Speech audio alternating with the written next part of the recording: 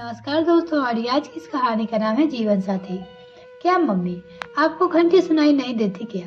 कितनी देर से बेल बजा बजा कर थक गए और आप है कि जरा सा दरवाजा खोलने में घंटों लगा देती है। चिल्लाते हुए शशांक और मानवी बड़बड़ाकर अंदर घुसे। बेटा, मुझसे अब भाग कर दरवाजा नहीं खोला जाता। कमरे से बाहर आने में टाइम लगता है। गठिया के हमारे पैर की उंगलियां मुड़ती जा रही है। चलने में बहुत दर्द होता है। खून के 65 पर पार कर चुकी। रमा सफाई देने लगी तो बहू कमरे में से बड़बड़ाती हुई निकली। बस मम्मी जी, आप तो रहने ही दीजिए। जब पड़ोस की आंटिया के साथ बैठती है तब तो आपके हाथ पैर में कोई दर्द नहीं होता। शशांक के सामने ही आपको ये सब चोचले सोचते हैं। अब रमा जी बहू के आगे क्या सफाई देगी? जो घंटा आधा घंटा वो अपनी हम उनके पड़ोसियों के साथ गुजार लेती है, वो बहू से देखा नहीं जाता। वरना सुबह से काम वाली से काम करवाने की चौकीदारी, कुक से खाना बनवाने, धोबी से कपड़ा धुलवाने, बच्चे के स्कूल से आने पर उसे देखना, कोरियर या पोस्टमैन को देखना, घर में रमा जी ही करती है। वरना बहू जी खजान के जाते ही अपनी किटी पार्टी और शॉपिंग के कैसे जाएगी? बड़ी मुश्किल से रमा जी ने एक मालिश वाली को तय किया, पर बहू रानी ने उसे भी ठोक टाक कर निकाल दिया। कितनी बार शशांक को कहा कि किसी अच्छी हड्डी के डॉक्टर या फिर होम्योपैथी दिखा दो, वहाँ पैसे भी कम लगेंगे, पर एक तो ऑफिस से फुर्सत नहीं मिलता। फिर इतवार और छुट्टी के दिन मानवी कहीं न कहीं बाहर का प्रोग्राम बना लेती। अगर कभी मॉल वगैरह जाने का प्रोग्राम बनता तो कभी कभार रमा जी का भी मन करता कि घर की चार दीवारी से निकलकर कहीं घूमने का, या फिर पोता भी जिद करता दादी को संग चलने को तो सानवी फौरन मना कर देती। दादी के पैर में तकलीफ है, वो कैसे जाएगी? रमा जी को मॉल जाना और वहाँ कुल्फी आइसक्रीम खाना बहुत पसंद था।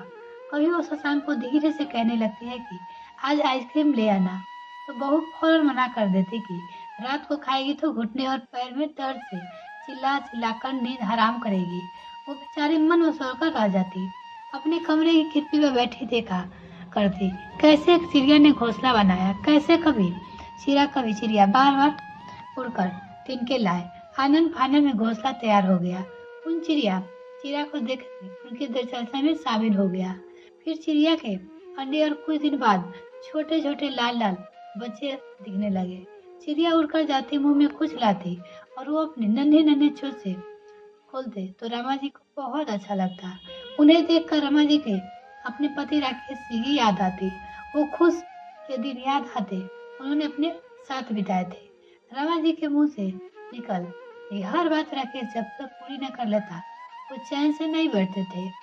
और शशांक वो दिन दोनों का जान था। जैसे हर छुट्टी के दिन का बाहर घूमने जाना, रमा जी और शशांक की पसंद का खाना खिलाना, जैसे राकेश जी की जिंदगी का मकसद हुआ करता है। अब रमा जी अपनी पसंद के खाने को भी तरस गई। राकेश जी जब तक जिए अपने ऊपर एक पैसा भी खर्च नहीं किया, बस रमा जी और शशांक को अच्छे से अच्छा खिलाया बनाया वो अपनी पत्नी को। फिर एक दिन रमा जी ने देखा चिड़िया के बच्चे के छोटे छोटे पर निकल आए और उड़ने की कोशिश करते करते एक दिन वो फुर से उड़ गए। शाम को चिड़िया आई, उसने घोंसला खाली पाया, कुछ देर वहाँ बैठी, फिर नहीं वहीं चली गई। समझ गई कि चिड़िया उदास थी। रमा जी ने भी अपने मन को समझा लिया कि बच्चे जब बड़े हो जाते हैं तो उनकी राह अलग हो जाती है, उनका परिवार, उनकी प्राथमिकता बदल जाती है। समझदारी इसी में है कि मन को समझाए और बची हुई जिंदगी अपने सहारे से काटे। दोस्तों, आज के भौतिकवादी युग में रिश्ते के मायने बदलते जा रहे हैं।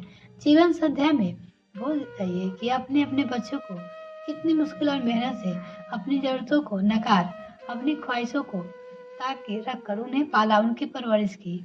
आज बच्चे सोचते हैं कि यह आपका फर्ज था। खुद तो यह कहने से भी शर्म महसूस नहीं करते कि आपने पैदा किया तो यह आपकी जिम्मेदारी थी। वो भूल जाते हैं कि आज जहाँ रमा जी है, कुछ समय बाद वो वहाँ होंगे। सच तो यह है कि अपेक्षा करना ही गलत है। जब हम अपेक्षा करते हैं तो हमने बच्चे के लिए किया तो बुढ़ापे में वो हमारा करे। तब अगर वो हमारी अपेक्षा पर खड़े नहीं उतरते तो दुख होता है। मिलते हैं फिर नेक्स्ट फ्रेंड, तब तक के लिए bye. Thanks for watching this video. ये कहानी आपको कैसी लगी मुझे कमेंट करके जरूर बताइएगा। इसी तरह कहानी देखने के लिए इस मेरे चैनल पर जाकर जरूर देखिएगा। वो आपको बहुत ही अच्छी न्यू कहानी आपको देखने को मिल जाएगी।